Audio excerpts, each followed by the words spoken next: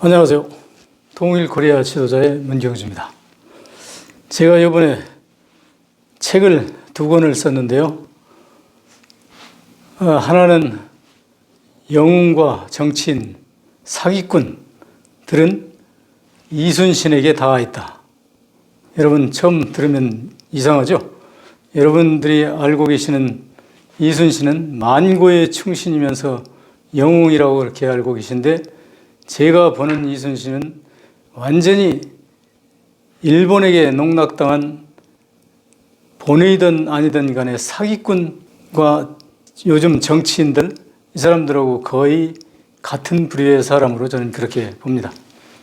전쟁에 나가서 싸웠다고 하는 것은 사실은 목숨을 거는 것이죠. 그러나 이순신은 목숨을 걸었다고 하기에는 의문점이 너무 많아요.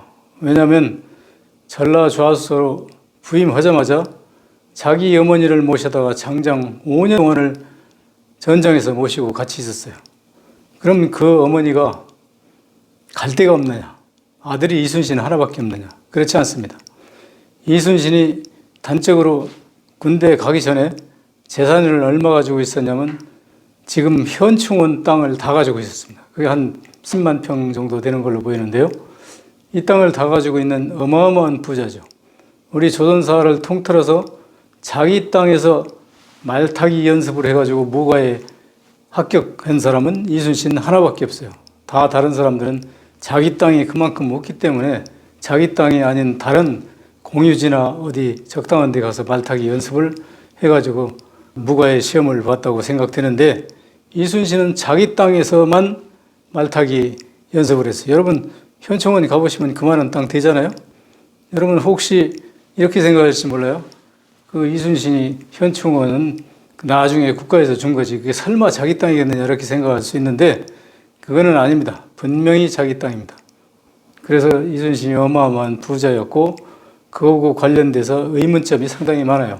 근데 그런 건 다 자체오고, 일본 놈들이 이순신을 영웅으로 조작했는데 왜 이순신을 영웅으로 조작했느냐? 이순신은 싸워서 좀 이긴 것만은 사실이에요. 몇 번 이겼어요. 그러니까 이순신은 그렇게 이길 수 있는 장수인데도 불구하고 조선 조정과 정치인, 지식인들이 이순신을 상당히 모략했다. 그래서 이순신은 억울한 일본인의 총탄에 죽었다. 반대급부로 조선의 정치인이나 지식인들은 아주 나쁜 놈들이고 이순신 하나만 영웅이었다. 조선의 정치인, 지식인 이런 놈들은 일본이 와가지고 응징해야 마땅하다. 침략해야 마땅하다.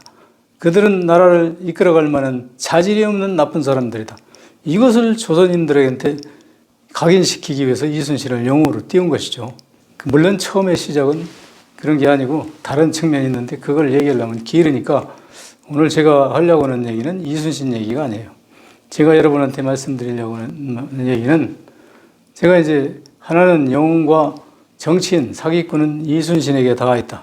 이게 이제 하나 첫 번째 쓴 책이고, 두 번째 쓴 책은 목포 배로 코리아에 간 호남 청년들, 하여튼 그런 책을 썼는데, 목포 배로 코리아에 간 호남 청년들은 우리나라 유권자들의 적어도 반 정도는 책의 논리에 공감하실 것 같고 그분들은 저한테 욕을 하지 않을 거예요. 그러나 이순신을 해본 그 책에 관해서는 상당히 저한테 공격적으로 불만을 갖는 분이 많이 있을 겁니다.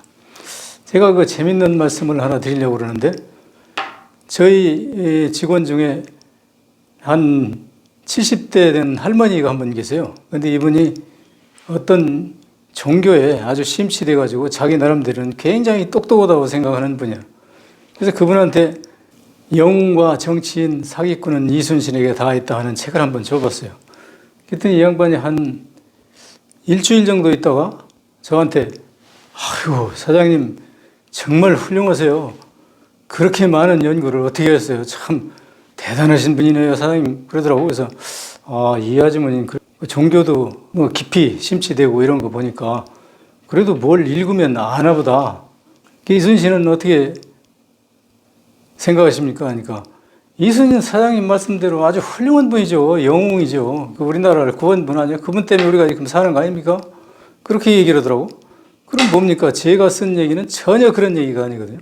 이순신은 영혼고사하고 졸장에 불과하다고 하는 주관을 제가 이제 글을 썼는데, 이 양반은 제 글을 다 읽고 나서 그 제가 쓴 내용을 전혀 이해하지 않고 뭘 보고 훌륭하다고 뭘 보고 그렇게 많이 연구했다고 저한테 칭찬을 하는지 모르겠어요.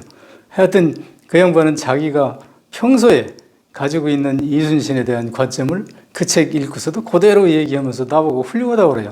그 양반이 정말 그 책을 이해했다면, 이순신이 그렇게 영웅이고 훌륭한 사람인데 나는 이순신을 분석해가지고 그 양반이 전과라는 것은 거의 다 사기다 하는 내용을 썼는데, 그걸 이해했다면 나한테 그 왜 이순신이 그런 분이 아니고 자기가 아는 어떤 부분에서 우리나라를 구한 분이고 훌륭한 분인데 어떻게 사장님은 그렇게 쓰실 수가 있어요? 이렇게 얘기를 해야 될 거 아닙니까? 그런데 다 이해한 것처럼 아주 사장님 훌륭하세요. 어떻게 그렇게 그런 걸 연구해가지고 그렇게 쓰셨어요? 칭찬해놓고 느낌이 어떠냐 하니까 뭐 그대로 이순신이 나라를 구해서 우리나라 이렇게 오늘 살고 있는 거 아닙니까? 뭐 이런 얘기를 하더라고. 그래서 아하, 바로 이거구나. 그분이 읽었는지 안 읽었는지는 모르겠어요, 제 책을. 그런데 읽고서도 그렇게 얘기를 한다고 그러면 이건 상당히 문제가 있는 우리나라의 상당 부분 독자들하고 같은 류의 사람이고, 그렇지 않고 읽지 않고 그렇게 얘기한다고 그러면 그것도 역시 우리나라 독자분들하고 같이 제가 생각이 되죠. 제가 이 지역에 와서 개인적으로 친하고 존경하는 지도자 계세요. 이 양반들은 사회 지도층인데, 이 양반들한테 제가 이순신에 대해서 얘기를 하면 이분들은 당신이 얘기하는 이순신에 관한 글은 내가 읽지도 않고 당신하고는 그런 얘기를 하기 싫으니까 그 얘기를 나 앞에서는 하지 말라고 그래요. 그래서 이제 안 하죠. 근데 이분들이 알고 있는 이순신도 그 양반이 알고 있는 건 똑같아요. 그렇게 훌륭하고 영웅이라고 생각하거든요. 근데 그 양반들의 단점이 뭐냐면 딴 사람이 주장하는 것은 읽지도 않고 그 말을 듣고 싶지도 않다. 그럼 뭐예요? 자기가 가지고 있는 그 자기의 이순신에 대한 관념, 이것만 가지고 자기는 끝까지 이순신을 영웅이며 충신이라고 그렇게 믿고 가겠다, 이제 그런 취지 아닙니까? 우리나라 사람들이 이 생각이 안 바뀌는 것이 그런 분들이구나. 저는 지식인들하고도 토론을 해본 적이 있어요. 그런데 그분들은 제가 조목조목 붙어서 이런 점에 대해서 저는 동의할 수가 없고, 이거는 우리가 이순신을 영웅이라고 칭찬할 수가 없다, 이렇게 주장을 하면 그분들이 아주 화가 날 것 같은데 그분들은 안 그러더라고요. 뭐라고 그러냐면 상식적으로 따져보면 그런 점도 있어요. 뭐 이렇게 넘어가더라고요. 내가 할 얘기가 없는 거죠. 그런 점도 있다고 그러는데. 근데 사실은 그런 점이 있는 게 아니라 사료에 대해서 제대로 심취해서 연구해 보면 보통 우리가 올바른 상식을 가지고는 도저히 이해할 수 없는 그런 내용들이 많이 있습니다. 그래서 뭐 궁금하신 분은 제 책이 서점에 나갈 걸로 보는데, 그 책은 누가 안 사요. 그런 책 누가 삽니까? 거저 읽으라고 해도 읽고 나서 엉뚱한 소리 하는데 그 책을 누가 사서 보겠어요. 그러나 일단 책을 쓰면 서지정보 시스템에 등록을 해야 되고, 그러면 그 책이 이제 국립중앙도서관에 소장되는 거죠. 그러면 제 생각에는 적어도 100년 흐르면 이순신이 어떤 사람이라고 하는 걸 다시 밝힐 거예요. 그 이순신에 대한 사실적인 게 그대로 나올 거예요. 그래서 그 시대에 가서 100년 후쯤 가서 만약에 밝혀진다 그러면 그 중앙도서관에 소장된 그 책을 통해서 과거의 이순신 영웅이라고 거의 다 미친 듯이 충신으로 옹호하던 그 민족 시대에도 이순신은 그렇지 않다고 하는 사실을 주장한 사람이 있었다고 하는 것을 기억할 거예요. 그러면 그것을 근거로 해서 그 사람들이 다 후대에 연구하는 그 내용들은 더 올바르지 않을까, 그런 희망을 가지고 있습니다. 그래서 네가 뭐 어떤 이익이 있는데, 그것은 상당히 제가 아주 동의할 수 없는 질문이죠. 내가 이익을 바라서 그 책을 쓴다고 그러면 그 쓰겠습니까, 그런 책을? 이순신이 왜 이렇게 영웅이 됐냐면 어떤 사람, A라는 사람이 이순신 영웅이라고 썼어요. 그럼 B라는 사람은 이순신은 그 영웅이 아니라 더 영웅이에요. 10배 영웅이에요. 그럼 다음에 C는 이 사람은 10배가 아니라 그 사람은 이순신은 100배 영웅이에요. 이런 식으로 계속 부풀려온 작품을 가지고 여러분들은 그게 진짜라고 믿는 것이죠. 그러면 이게 얼만큼 부풀려졌는지는 여러분이 상상하시는 날이 오기를 기다릴 뿐이고, 지금 우리나라에 그렇게 이순신의 영웅이라는 이 관념은 어느 개인이 그렇게 가르친 게 아니라 일본이 수십 년 동안을 그렇게 가르쳤고, 일본의 앞잡이들이 집권은 친일파들에 의해서 국정교과서에까지 그렇게 실려서 계속 그렇게 가르쳤기 때문에 여러분들이 그 생각을 버릴 수가 없죠. 그리고 그 생각을 버리면 안 돼요. 여러분이 만약에 정치하는 사람이 나와서 이순신 내가 분석해 보니까 문경주 제 얘기하고 거의 비슷하더라. 이게 나쁜 사람이더라. 이렇게 얘기하면 그 사람 떨어져요. 많은 사람들이 이순신이 그렇지 않다고 생각하는데 그런 주장하면 그 사람 당장 떨어지죠. 그러니까 지금은 밝힐래야 밝혀질 수 없는 사실이지만 그래도 저는 약간은 공부를 한 사람으로서 양심의 기준에서 이 사람은 아니다 하는 내용을 쓴 겁니다.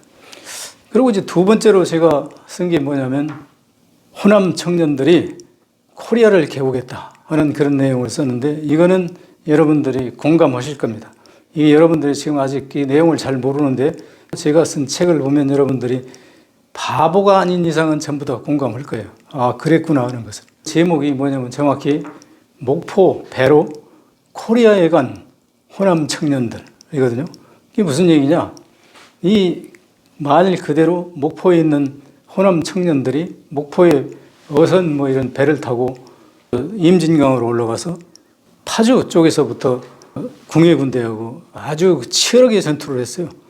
파주에서 패해가지고 본래 파주가 아니라 패얼파자 군주주자에서 패주인데 후세 사람들이 그 패주 기분 나빠버리 하고 깨우칠 파자에다가 고을주자, 이 지역에 있는 사람들은 아주 깨우친 똑똑한 사람들이라는 의미로 이렇게 고칠 거야.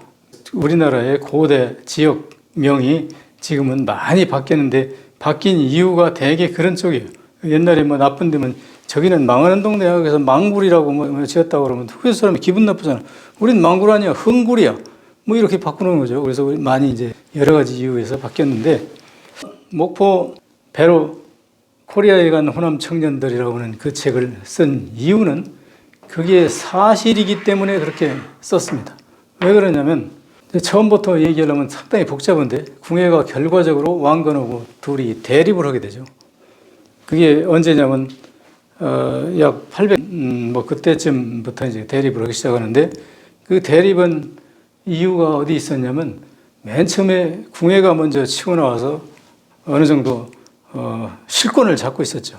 그 왕건은 뭐 그 후에 자기 아버지가 우리 아들도 좀 그 궁예 각하를 좋아합니다. 그래가지고 뭐 추천해서 거기 궁예에 따라다니는데 불구하고 궁예는 상당한 세력을 거느리고 차근차근 신라의 도전을 준비를 끝낸 상태에 있을 때 왕건이 거기 끼어드는 거죠. 활가전하면 활 갖고 뛰어가야 되고 뭐 이런 심부름이라 하는 그런 정도니까 저렇게 가지고는 내 아들 왕건이 출세할 길이 별로 없어. 그러니까 왕건의 아버지 왕룡이 궁예를 만나서 궁예 각하, 여기서 이럴 게 아니라 제가 자리 잡고 있는 개성으로 오십시오. 개성에 오면 거기가 제가 어느 정도 터 잡고 있으니까 제가 궁예 각하를 많이 지원할 수 있을 것 같습니다. 그러니까 궁예가 생각해 보니까 아, 이거 정말 좋은 길이거든요. 왜냐하면 그 당시 왕룡이 개성에서 동북아시아의 상단을 운영했어요. 여진 말갈이 아우를 수 있는 그런 상권을 가지고 개성에서 장사를 하고 있었기 때문에 어마어마한 재벌가란 말이에요. 다시 얘기하면 궁예는 돈 한 푼 없는 사람이지 않습니까? 거기 가서 왕룡으로부터 재정적 지원을 받고 왕룡이 딱 잡고 있는 개성에 가가지고 도읍을 정하고 국가를 일으키면 아주 쉬울 것 같다는 생각이 들어서 줬어 오고 갔단 말이에요.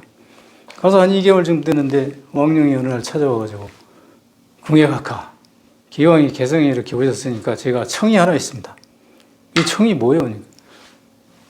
제 아들을 정치를 좀 가르치고 싶은데 제 아들을 개성 유수로 발령을 내주세요. 그래요? 그 개성 유수가 뭐냐면 개성 시장이거든. 다시 얘기하면 지금으로 말하면 서울시장, 여기 목포로만 목포시장 이렇죠. 궁예가 가만히 생각해 보니까 그거 뭐 개성 유수로 발령내는 거야 일도 아니죠. 그렇지만 이놈을 개성 유수로 발령냈을 때 이놈이 거기서 세력권을 형성하고 왕룡이 뒤에 막대한 자금을 가지고 있고 이렇게 되면 자기가 나라를 세워도 나중에 왕건이 뺏으려면 얼마고 뺏을 수 있단 말이에요. 그러면 뭐야? 이거 나는 죽 써서 개 주는 꼴이잖아. 그리고 지금 내가 지금 와서 보니까 아무 생각 없이 왕룡의 말만 듣고 여기 왔는데 생각해보니까 이게 곧 이놈들한테 실권을 궁예라는 막강한 어떤 카리스마 이걸 가지고 나라를 지금 거의 기초를 다져가고 있는데 나라를 세우면 이 왕건한테 뺏기게 생겼어. 그럼 뭐야? 나는 여기서 호랑이 아가리 들어와 지금 앉아 있는 거잖아. 그러니까 얘가 따뜻하고 배부르고 좋다고 내가 큰 소리 쳐봤자 호랑이 아가리 들어앉아서 호랑이 이빨 사이에 있는 긴 고기 빼먹고 앉았는 꼴이야. 이거 내가 착각했구나. 이거 큰일 날 뻔했구나. 이 궁예가 정신을 번쩍 차리고 그 다음날 바로 개성을 탈출하죠. 그래가지고 이 사람이 어디로 가냐면 철원으로 가가지고 왕도를 건설을 하는데 그 다음부터는 왕건을 되게 관세합니다. 이 자식이 말이야. 내가 너 좋은 놈인 줄 알았더니 처음부터 네가 나와서 형님이고 뭐 내가 시키는 대로 다 할 것 같았지만 너희 부자가 꿈꾸는 게 내가 가서 보니까 결국은 나중에 내 자리를 뺏으려고 하는 거잖아. 그러니까 너는 내가 100%다 그대로 받아들일 수가 없어. 그런 속을 마음속에다 내놓고 궁예가 이제 불안하니까 막 성격이 포악해지고 그러면서 이제 불교에 심취해가지고 날마다 앉아서 오마니 밤매홍 오마니 밤매홍 이따위 소리 나고 앉았단 말이에요. 그 오마니 밤매홍이 뭐냐면 진흙 속에서도 연꽃이 피어난다. 그 얘기거든. 그러니까 궁예가 좋아할 수밖에 없지. 신라 48대 경문왕이 나를 죽이려고 연못에다 떨어뜨렸는데 우리 어머니의 기지로 그 유모가 나를 받아서 이렇게 와가지고 충청북도 7살까지 나를 키워줬는데 7살 먹어서 난 철부지로 유모가 진짜 어머니인 줄 알고 그냥 막 난리로 놀았는데 어느 날 그 유모가 눈물을 흘려가면서 궁예 당신은 왕의 핏줄이요. 내 자식이 아니요. 그래서 그 사연을 다 얘기를 해서 그 소리를 듣고 눈물을 쭉 흘려서 내가 그런 사람이구나. 그러면 내가 이렇게 살 수 없지. 그래가지고 그때부터 이를 앙등 물고 강원도 세달사에 들어가서 무예를 익히고 공부를 하고 이렇게 해서 살면서 자기 처지를 생각해 본 거예요. 뭐냐면 여기서 내가 피어나는 길은 오만이 밤매홍밖에 없다. 뭐냐면 진흙 속에서도 연꽃은 피는 그 길밖에 없다. 내가 지금 살아온 이 길도 그렇고 지금 처한 이 현실도 그렇고 이게 완전히 진흙 땅 속이지만 내가 피어날 것은 연꽃처럼 확 피어나는 그런 나의 삶을 살아야 되겠다. 이런 각오를 한 사람이죠. 그런데 거기서 그 왕건 그놈이 자기 자리를 그나마 노렸다고 하는 데에 대해서는 괘씸하게 생각해요. 그래서 왕건은 적당한 기회에 처벌해야 되는데 지금 당장은 뭐 치야 될 이유도 없고 칠 만한 그릇도 안 되고 그러니까 그냥 놔두고 있는데 이제 항상 경계 대상이죠. 그러면 어떤 겁니까? 왕건이 생각할 때 내가 궁예 밑에서는 절대로 클 수도 없고 살아남을 수도 없어. 언젠가는 궁예의 칼끝이 내 목을 쓱 지나가면 나는 그날로부터 세상이야 안녕해야 된단 말이에요. 왕건이 거길 생각하니까 이게 서늘하죠. 그래가지고 왕건이 자나 깨나 앉으나 서나 불조심이 아니라 자나 깨나 앉으나 서나 내 목조심이야. 그렇게 고민을 하고 세월을 보내는데 어느 날 가만히 생각해 보니까 영감이 떠올라. 뭐냐면 내가 궁예를 벗어나서 살아남는 길은 궁예를 앞도오는 세력을 확보하는 길뿐이다. 그런데 말이 그렇지 세력을 어떻게 확보합니까? 뭐 군사를 돈 주고 사요? 그럼 돈 받은 놈들이 목숨을 걸고 자기를 충성하겠습니까? 자기를 위해서? 그래가지고 고민하다가 딱 생각한 게 뭐냐면 장보고 부하들이 자기 상단에 와서 해양 경비를 맡고 있어. 그게 뭐 한 1만 명인지 뭐 1천 명인지 2만 명인지 그건 몰라. 그러나 당시에 해적이라는 것은 여진, 말갈, 당나라, 일본 할 것 없이 이게 뭐 국가 규모로 다녀요. 대선단을. 우리나라에도 진포대첩 알죠? 거기 500척이 온 거 아니에요? 그 외선들이. 500척이 온 1만 명이 와서 나세 심덕부 최무선 장군이 군산 앞바다에 가서 대파시킨 거 아니에요? 이게 뭐 내가 그냥 하는 얘기가 아니라 여러분 그 군산에 가봐요. 군산대교 그 옆에 진포대첩 그 기념비가 크게 서 있어. 거기 보면 나세 심덕부 최무선 장군이 와서 군산에 온 500척 그것도 일본 17살 먹은 아지발도라는 놈이 지구에서 온 1만 명을 거기서 퇴치시켜가지고 그게 결국은 내륙으로 들어가서 저 상주 거쳐서 저 남원까지 와가지고 대치하고 있다가 나중에 이성계가 거기 가서 아지발도하고 승부를 내서 아지발도를 쏴서 칼로 쏴서 죽였잖아요. 그래가지고 이성계가 그 힘을 빌어서 목자득국, 이성계라고는 나무목자, 그 목자득국이라는 유언비어를 퍼뜨려가지고 고려 사회에서 이성계가 필연적으로 임금이 돼야 된다. 그래야지 아지발도라는 저 17살 먹은 일본 놈 저거 하나를 못 죽여가지고 고려에 여러 장수 가가지고 내 목 여기 있으니 가져가시오고 다 죽고 나왔는데 마지막에 이성계가 와가지고 그걸 평정했으니까 이성계가 최고다. 그런 거 아니에요. 뭐 지금에도 그런 형태가 온다면 당연히 그런 반응이 나오겠죠. 우리나라 역사를 연구하면서 이게 누가 기획해서 되는 것도 아니고 하늘의 뜻이라고 해야 되나? 하여튼 우리가 전혀 예측할 수 없는 그런 방향에서 이 민족의 멸망의 위기를 가는가 하면 다시 소생의 기로 솟아나는 어떤 역사적 사이클이 있어요. 우리가 본래 백제인으로 살았었는데 이 전라도 이쪽이. 근데 백제인으로 살다가 결국은 660년대에 신라한테 제압당해가지고 신라에 복속됐죠. 그렇게 되고 나서 이 신라는 본래 성골, 진골, 골품제에 의해서 지배하는 사회고 군대도 아주 밑에 하급들은 잘 안 가고 뭐 가급적이면 좀 지성인이랄까?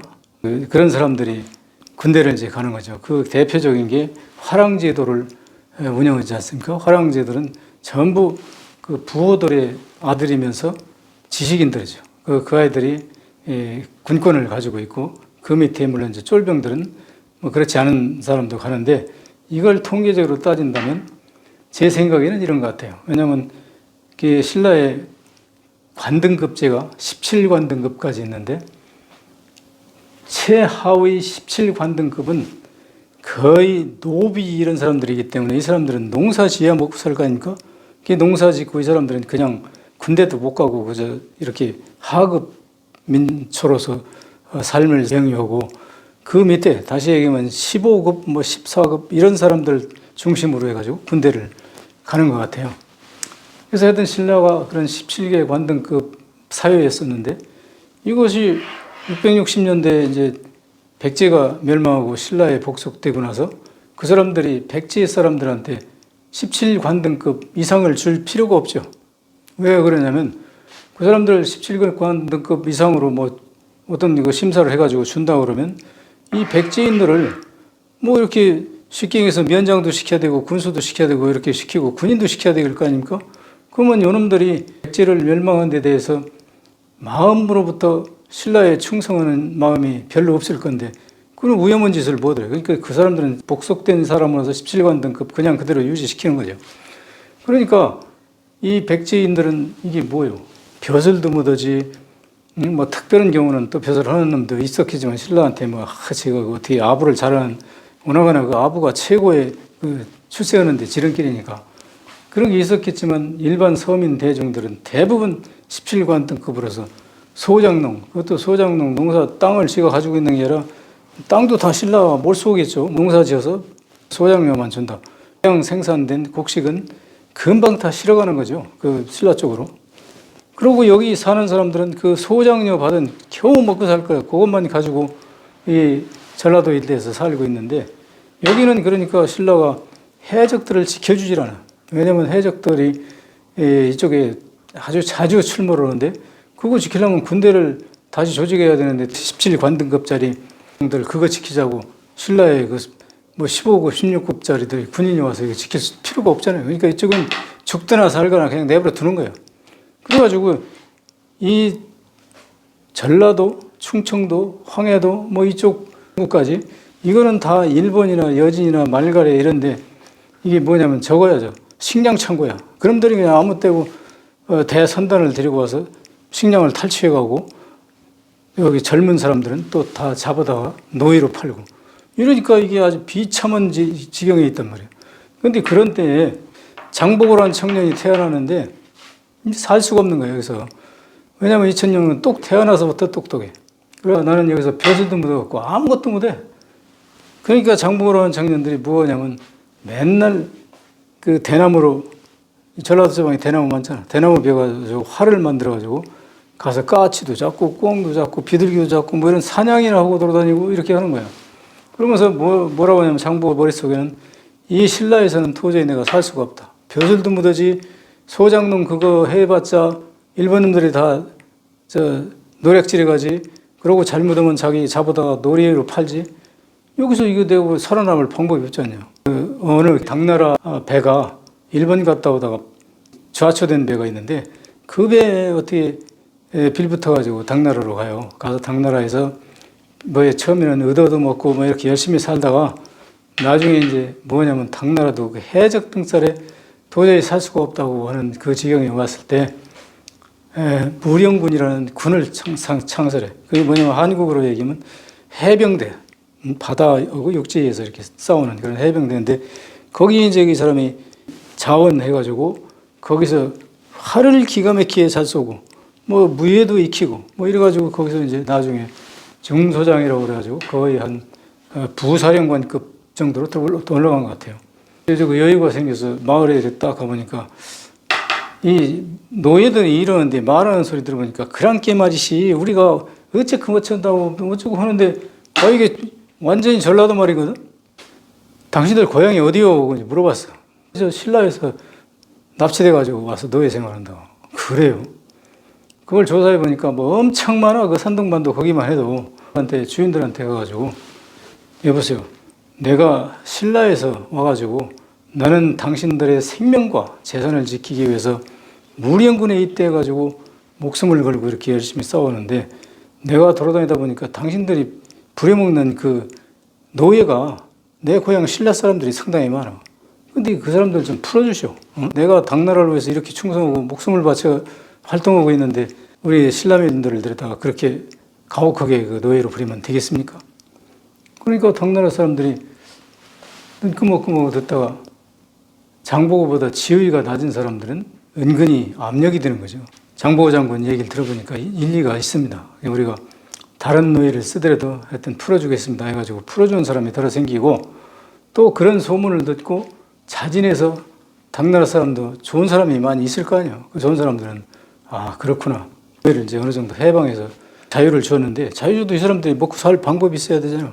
옛날에 노나라 연나라 어쩌고 할 때 거기가 산둥반도가 노나라 땅인데 노나라들이 망하면서 이게 거의 좀 산 높은 거는 다 국유죠. 공산이야. 이 주인이 없는 땅이야. 그래서 산둥반도의 그 땅이 역시 노나라 땅이라 주인 없는 땅이니까 그 땅에다 우리 신라인들을 가서 농사 짓고 여기서 자급자족해가지고 살아라. 그래서 그 소위 신라방이라는 걸 만들어줬다고 그러잖아요. 그렇게 해놓고 장보고가 그때부터 이제 고민이 빠진 거예요. 내가 지금 뭐 하는 짓이냐. 당나라 사람들 안전을 보장하기 위해서 내 목숨 걸고 이렇게 싸워가지고 지켜주는데 우리 신라인들이 노예 생활하고 있다는 얘기는 이 산동반도에서 뭐 작은 데는 아니지만 여기서도 저렇게 많은데 중원 저 안에 내륙으로 들어가면 엄청나게 많을 거 아니냐. 그리고 그것뿐 아니라 이 노예 이 사람들 얘기 들으면 아라비아 상인들한테 수탁이 팔아내겠다고 그러는데 그럼 전 세계로 다 퍼져나갔을 텐데 이것을 내가 뭔 죄지로 막냐. 응? 내가 못 막잖아. 그러면 내가 신라에 가서 내가 우리의 바다를 지키는 수밖에 없다. 그래가지고 이 장보고가 신라로 돌아오면서 자기가 한 20년 동안 살면서 돈을 근근히 모아놨던 걸 전부 풀어가지고 당나라에서 감나가는 보물이라고 생각되는 건 따서 꾸러미로 둥그래가지고 신라의 12대 흥덕대왕을 찾아가서 장보고가 그 사실을 다 얘기합니다. 내가 이래서 당나라에 가서 보니까 이 신라인들이 막 엄청나게 와가지고 거기서 노예 생활을 하는데 이 신라가 바다를 못 지켜가지고 이렇게 되면 되겠습니까? 제가 바다를 지킬 테니까 저한테 모병권을 주십시오. 흥덕대왕이 듣다 보니까 이런 말이 맞긴 맞는 것 같아. 근데 우리 신라는 지금 이미 삼국 통일돼가지고 군대가 필요 없고 평화롭게 사는 시대에서 그 해적을 지키자고 군대를 다시 징집할 수도 없고 뭐 그렇다고 핑계를 대. 되는데 가만히 장보고가 생각해 보니까 그런 것 같아. 왜냐하면 그 군대가 14급, 15급, 13급 관등급이 군대를 간다고 그러면 그 사람들이 결과적으로 군대를 조직해가지고 전라도에 17등급짜리를 와서 지켜줘야 되잖아. 그러면 그 사람들이 그거 하고 싶겠어요? 그리고 신라가 그거 안 하잖아. 그러니까 저한테 모병권을 주면 제가 전라도의 17관등급 사람들 중심으로 해서 군인을 모아가지고 바다를 지켜서 완벽하게 자급자족하고 그 외국에서 오는 상선들한테 관세를 받아가지고 조정에 상납도 하겠습니다. 뭐 이렇게 얘기하니까 그 성덕대왕은 그냥 이거 완전히 호박이 넝쿨채 굴러오는 거죠. 그렇게 해. 그렇게 해봐. 그래가지고 장보고가 그 후로 이 전라도 일대 나와가지고 면장, 옛날에 그 현감 뭐 이런 거죠. 면장, 뭐 군수 이런 거 찾아가지고 가가지고 내가 당나라에서 무령군 중소장을 하던 사람인데 흥덕대왕님을 만나가지고 이 신라의 해안을 안 지켜가지고 해적들이 식량 창고로 변해가지고 있는데 이래가지고는 그 황제폐하 안 됩니다. 제가 군대를 모병해가지고 이걸 지키겠습니다 했더니 흥덕대왕님이 그렇게 하라고 왕명을 받아가지고 온 거예요. 이쪽에서 군사를 모병할 수 있도록 우리 현감님께서 좀 협조를 해주죠. 그러니까 이게 신라의 왕명을 받았다는데 그게 좀 곤란한데요. 이지랄했다간 목이 땡강 나가잖아. 그러니까 장보고한테 알겠습니다. 청년들을 모아놓겠습니다. 이 청년들을 장뜩 모아놨을 거죠. 그러니까 장보고가 그 청년들 앞에 가가지고 지금 같으면 내가 이렇게 얘기하면 여러분 뭐라 그래? 병신 같은 새끼 연설하고 자빠졌네. 이렇게 하고 여러분이 훨씬 잘났는데 저 새끼가 시끄럽게 떠드니까 귀찮다는 뜻으로 안 듣겠죠. 근데 그 당시에는 그런 사람이 없었을 거예요. 왜 그러냐면 건뜯으면 해적들이 와서 식량을 다 뺏어가고 젊은 사람들을 납치해가지고 잡아가고 이게 뭐 사람 사는 겁니까? 이런 상태에서 저 사람이 왕명 받아가지고 여기 와서 바다를 지킨다고 그러면 연설하고 자빠지는 게 아니라 연설을 하고 계시네. 우리 귀 쫑긋 하고 들어봅시다. 그래가지고 진지하게 들을 거 아니에요. 그 장보고가 여러분 혹시 이쪽에 사시면서 해적들로부터 습격을 받아서 식량을 빼앗겼거나 아니면 누구 납치당한 사람들 이야기를 들었거나 그런 사람을 본 사람이 있습니까? 있으면 한번 얘기해 보세요. 그러니까 청년들이 눈을 동그랗게 뜨고 이는 보고 저는 보고 뭐 동서남북 다 보다가 눈치 보다가 손을 번쩍 들고 저도 바로 옆에 제 옆에 사는 그 갑돌이라고 하는 친구가 해적한테 잡혀갖고 매년 연례적으로 우리는 그 농사 지어가지고 그렇게 해적들한테 뺏기기 때문에 땅을 파고 땅 속에다 곡식을 감춰놓기도 하고 별짓 다 해서 근근히 먹고 삽니다. 그리고 개적들이 오면 죽으라고 도망가야지 어리버리 하다가 다 목 잘라서 죽습니다. 잡혀가든가. 그래가지고 그런 그 고초 속에서 우리가 살아남고 있다고 막 호소하죠. 그러니까 장보고가 바로 그겁니다. 그것을 우리 힘으로 막읍시다. 우리가 해양 경비대를 우리가 조직해가지고 우리 힘으로 막읍시다. 그래가지고 올쏘 해가지고 그 청년들을 그냥 다 조직화한 거죠. 그래서 장보고가 군사를 그렇게 모집한 게 얼마 모집하냐면 한 10년 동안에 약 한 12만 명을 모집해요. 신라도 놀랍니다. 나중에 이 12만 명 이것 때문에. 그래서 결국은 그거 얘기하려면 상당히 길은데 신라에서 그 장보고의 위협을 느껴가지고 장보고를 암살하고 나서 10만 명을 여기 전라북도 벽골군, 지금의 김제군이죠. 김제군 여기 저수지 준설공사 하는데 그 명목으로 소집해가지고 이걸 다 때려 죽이는 계획을 세웠는데 그게 장보고 밑에서 기구 나는 무예를 일으켜가지고 해적들을 다 때려잡던 그 사람들이 그게 뭐 일당 10, 20 그냥 하는 사람들 아니에요? 근데 이 사람들이 며칠 가보니까 뭐 하루에 수십 명씩 때려 죽이는 거야. 이거 우리 다 죽이려고 하는구나. 그래가지고 거기서 이 사람들이 탈출하죠. 벽골제 여러분 가보세요. 지금 김제군에 가면 청해진 유민 10만 명 이주 기념비. 웃기고 자빠졌네. 이게 우리나라의 개 같은 수작이에요. 청해진에 어디가 유민이 20만 명이 있어가지고 10만 명이 거기 이주해. 청해진에서 장보고 부하들 때려 죽이려고 10만 명 데려왔다고 바로게 왜 못 써? 지금 시대가 어느 세인데 지금까지도 청해진 유민 10만 명 이주 기념비 이따위 수작을 해서 이런 개 같은 이 작당들을 하고 있잖아요. 이거 지금 대한민국도 이거 거적이요. 이거 전부 일본 놈들 잔당들이 다 정치하고 있는 거예요. 왜 그런 거 하나 제대로 못 밝혀? 그래서 하여튼 거기서 10만 명이 다 탈출해요. 뭐 그 경비병들 다 때려잡고 탈출해가지고 이 사람들이 전국의 반신라계 호족들한테 다 가는데 그 중에서 제일 많이 간 사람들이 누구다? 왕룡상단에 많이 갔어요. 제일 많이 갔어요. 그 사람이 제일 많이 필요로 하거든. 칼잡이들이 기구 난다 이거예요. 그래서 왕건이 그걸 착안해가지고 우리 아버지 상단에 와 있는 이 호남 청년들을 내 군사로 삼아가지고 전라도에 내려가서 전라도 사람들을 완전히 내 편으로 포섭해야 되겠다.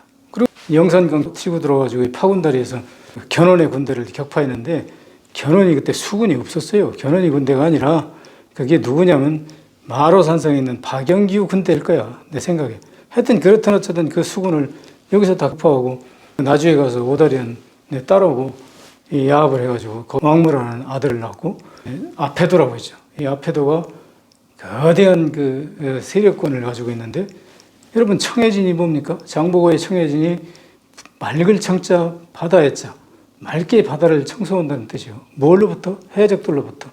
이 사람은 뭐예요? 아페도가 누를 앞자 바다의 자 바다 완전히 제압한다는 얘기. 뭐를로부터? 해적들로부터. 영창 장군은 이 바다를 완전히 제압하면서 이 양반이 직접 해적질도 했어. 어디까지 냐면 일본인들이 와서 훔쳐가니까 너 인만이 그러냐? 우리도 할 수 있어. 일본이 가서 그 소위 견사라고 하는 누에꽃이 시리죠. 정부 진상용이지. 그걸 탈취하기도 하고 신라 중앙에 들어가서 막 신라 곡식도 뺏어오고 막 이렇게 용감한 이 호남 청년들이 무지무지하게 용감하단 말이에요. 그러니까 신라에서는 뭐라고 하냐면 이능창 장군 보고 쟤놈은 도적이야. 해적 도적이야.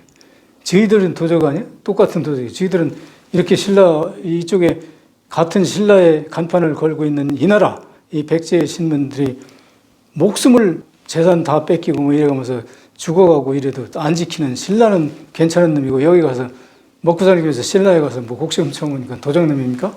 도적이라고 칩시다. 그런 사람들이 여기 엄청나게 이 전라남도 일대 나주 진도 뭐 여기 무안 이쪽에 있는 사람들이 능창을 굉장히 옹호해가지고 능창의 세력이 엄청나요. 그 왕건이 마지막에 여기 와가지고 능창을 사로잡아가지고 궁예한테 보내가지고 궁예가 능창을 죽이도록 유도해가지고 그 이쪽 세력들로부터 다 항복을 받아가지고 이쪽 세력을 가지고 궁예를 칩니다. 드디어 고려가 세워져서 그게 코리아고 그게 오늘날 대한민국까지 자세한 것을 알고 싶으면 제가 쓴 목포배로 코리아에 간 호남 청년들을 꼭 읽어보시고 그걸 돈 주고 사라는 얘기 아니에요? 여러분이 원하신다면 내가 내 돈 들여서 다 여러분한테 공짜로 택배로 다 보내줄 거예요. 여러분들이 이 호남 청년들에 의해서 코리아가 세워졌다는 그 사실을 이제라도 확실하게 깨닫기를 바라는 마음에서 오늘 여기까지 말씀드렸습니다. 감사합니다.